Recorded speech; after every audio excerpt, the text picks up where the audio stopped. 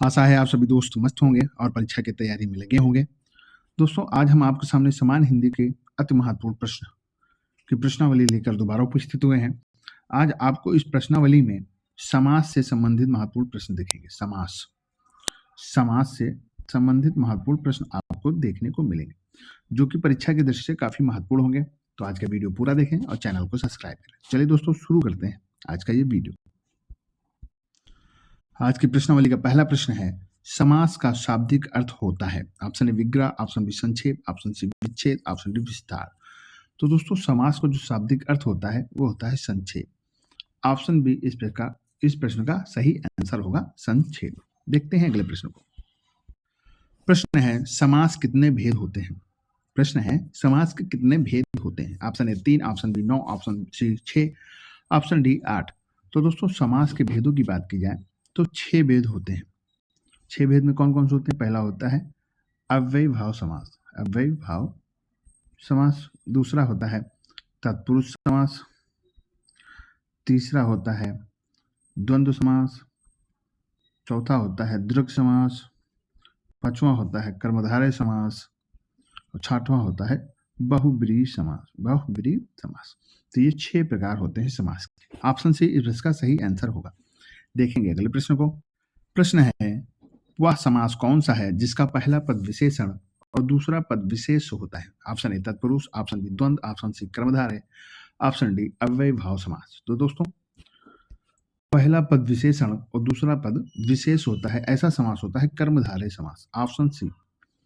दोस्तों, कर्मधारय समास क्या होता है। जैसे कि होता है नील कमल, नील कमल। तो पहला पद हो गया नील मतलब नीला, दूसरा हो गया कमल। तो दोनों, नीला क्या है, नीला, पीला, काला, ये कलर है, रंग है। तो ये विशेषण में इनका प्रयोग किया जाता है। और दूसरा पद विशेष, तो जो प्रधान पद होता है, जो विशेष पद होता है, उसे हम विशेष कहते हैं। प्रधान पद क्या है इसमें, कमल है। नीला है जो कमल, मतलब कमल जो है नीला, तो कमल की विशेषता बता रहा है क्या, कि नीला है कमल। तो पहला पद हो गया विशेषण, दूसरा पद हो गया विशेष। ऐसे समास क्या होते हैं, ऐसे समास कर्मधारय समास होते हैं। ऑप्शन सी इसका सही आंसर है। आशा है आपको समझ में आ गया होगा। देखते हैं अगले प्रश्न को। प्रश्न है, जिस समास का पूर्व पद पहला पद प्रधान हो उसे कौन सा समास कहते हैं। ऑप्शन ए तत्पुरुष, ऑप्शन बी कर्मधारय, ऑप्शन सी द्वंद्व, ऑप्शन डी अव्ययीभाव समास। तो दोस्तों, जिस समास का पूर्व पद पहला पद अगर प्रधान होता है तो वो होता है अव्ययीभाव समास। जैसे कि देखें, इसका उदाहरण देखेंगे। जैसे होगा अजन्म। अजन्म माने क्या होता है, जिसका कभी जन्म ना हुआ हो, तो अजन्म। तो जन्म जो है ये तो हो गया दूसरा पद। पहला पद क्या होगा इसमें, पहला पद होगा आ, और ये पहला पद प्रधान है क्योंकि आ ही लगकर जन्म के आगे आ लगकर एक नया शब्द बना दिया, अजन्म। जन्म एक शब्द है, उसके आगे आ लग गया तो कौन शब्द बन गया, आ जन्म लग गया, अजन्म शब्द बन गया। तो आ यहाँ पर प्रधान है, आ यहाँ पे उपसर्ग है। ये भी कह सकते हैं कि जिस समास के आगे, जिस शब्द के आगे उपसर्ग आ जाए, ऐसे शब्द अव्ययीभाव समास में गिने जाएंगे। तो ऑप्शन डी इसका सही आंसर होगा। देखते हैं अगले प्रश्न को। प्रश्न है, कन्यादान में कौन सा समास है। ऑप्शन ए बहुव्रीहि, ऑप्शन बी तत्पुरुष, ऑप्शन सी दृगु, ऑप्शन बी कर्मधारय समास। तो दोस्तों, कन्यादान की बात की जाए तो कन्यादान में होगा तत्पुरुष समास। ऑप्शन बी इसका सही आंसर होगा, कन्या दान। तो अगर इसको तोड़ा जाए तो होगा कन्या का दान। तो जो का शब्द बीच में आ रहा है, जिस शब्दों के बीच में कारक शब्द आ जाए, कारक क्या होता है, काकी के, ताती ते, तौते, तो जो सॉरी काकी के, ताती ते जो आते हैं, जो शब्द आते हैं बीच में आ जाए, तो वहां पे होगा तत्पुरुष समास। जैसे कि कन्या का दान, का आ गया बीच में, तो इसलिए ये होगा तत्पुरुष समास। ऑप्शन बी इस प्रश्न का सही आंसर होगा। देखते हैं अगले प्रश्न को। प्रश्न है, युधिष्ठिर में कौन सा समास है। ऑप्शन ए बहुव्रीहि, ऑप्शन बी तत्पुरुष, ऑप्शन सी दृगु, ऑप्शन डी कर्मधारय समास। तो दोस्तों, युधिष्ठिर की बात की जाए तो युधिष्ठिर में होगा बहुव्रीहि समास। ऐसे समास जिनके कोई भी पद प्रधान ना हो, ऐसा समास जिनके कोई भी पद, ना पहला पद प्रधान हो ना दूसरा पद प्रधान हो, ऐसे समास बहुव्रीहि समास होते हैं। इनका एक अलग शब्द प्रधान होता है, जैसे कि युधिष्ठिर, युद्ध में स्थिर रहने वाला युधिष्ठिर। तो अगर इसकी बात की जाए तो ये होगा बहुब्रीहि समास। ऑप्शन ए इसका सही आंसर होगा। देखते हैं अगले प्रश्न को। प्रश्न है तन मन धन में कौन सा समास है? ऑप्शन ए द्वंद्व, ऑप्शन बी तत्पुरुष, ऑप्शन सी दीर्घ, ऑप्शन डी कर्मधारय।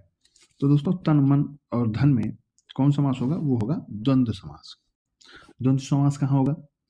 कि जब किसी शब्द में तन, मन और धन अगर ऐसे शब्द आ जाए, इनके बीच में ये जो श्लेष का चिन्ह लगा हो, तब आंख मूंद के आप द्वंद्व समास लगा दीजिए। या जब आप इनको पढ़िएगा, तन और मन और धन, इनके बीच में कौन शब्द आ रहा है? और आ रहा है। जिस शब्द के समास के बीच में और शब्द का प्रयोग हो, वहां पे द्वंद्व समास होगा। जैसे कि तन, मन और धन, यहाँ पे क्या आ रहा है? यहाँ पे आएगा और धन। तो ऐसे शब्द क्या होते हैं? ऐसे शब्द द्वंद्व समास में आते हैं। ऑप्शन ए इसका सही आंसर होगा। दोस्तों ज्यादा डीपली नहीं जाने वाला है, क्योंकि इतना डीपली आपके परीक्षा में नहीं पूछा जाएगा। आप अगर इन प्रश्नों को तैयार करके जाएंगे तो यहीं से आपको प्रश्न मिल जाएंगे। देखते हैं अगले प्रश्न को। प्रश्न है त्रिफला में कौन सा समास है? ऑप्शन ए द्वंद्व, ऑप्शन बी तत्पुरुष, ऑप्शन सी द्विगु, ऑप्शन डी कर्मधारय। तो दोस्तों त्रिफला तो इसमें होगा द्विगु समास। द्विगु समास क्या होता है? द्विगु समास होता है जिस समास के पहला पद संख्यावाचक हो, वहां पर द्विगु समास होगा। जैसे कि लिखा है त्रिफला, तो त्री से क्या होता है? तीन होता है। त्री से क्या होता है? तीन होता है। त्रिफला जैसे पंचवटी, पांच, आगे ना पंच, षष्ठ, त्री, जब संख्यावाचक हो तो वहां पे होगा द्विगु समास। याद रखिएगा, यहां से प्रश्न बन सकते हैं। देखते हैं अगले प्रश्न को। प्रश्न है जिस समास में दोनों पद अप्रधान होते हैं, वहां पर कौन सा समास होता है? ऑप्शन ए द्वंद्व, ऑप्शन बी तत्पुरुष, ऑप्शन सी द्विगु, ऑप्शन डी बहुब्रीहि। दोस्तों अभी इससे पहले मैंने बताया था, जिस समास के दोनों पद अप्रधान होते हैं वहां होता है बहुब्रीहि। दोनों पद अप्रधान होते हैं पर एक तीसरा पद निकल के आता है, तो वहां पर बहुब्रीहि समास होगा। जैसे कि बात करें दशानन, 10 सिर वाला कौन था? रावण। दशानन अर्थात रावण। पीताम्बर माने कौन होता है? पीताम्बर कौन होता है? भगवान विष्णु। जैसे कि नीलकंठ, नीला है जो कंठ, नीला है किसका कंठ? भगवान शंकर का। तो ऐसे जो शब्द आते हैं वो बहुब्रीहि समास में आते हैं। ऑप्शन डी इसका सही आंसर होगा। देखते हैं अगले प्रश्न को। प्रश्न है आजन्म में कौन सा समास है? ऑप्शन ए द्वंद्व, ऑप्शन बी तत्पुरुष, ऑप्शन सी अव्ययभाव, ऑप्शन डी बहुव्रीहि समास। तो दोस्तों आजन्म अभी से पहले बताया था, इसमें कौन समास होगा? इसमें होगा अव्ययभाव समास। जिस समास का पहला पद प्रधान हो उसमें अव्ययभाव समास होता है। दोस्तों यहीं पर हमारी वीडियो समाप्त होती है। वीडियो आपको अच्छी लगे तो वीडियो को लाइक करें और चैनल को सब्सक्राइब करें। चलिए दोस्तों मिलते हैं अगली वीडियो में, तब तक के लिए जय हिंद, जय भारत।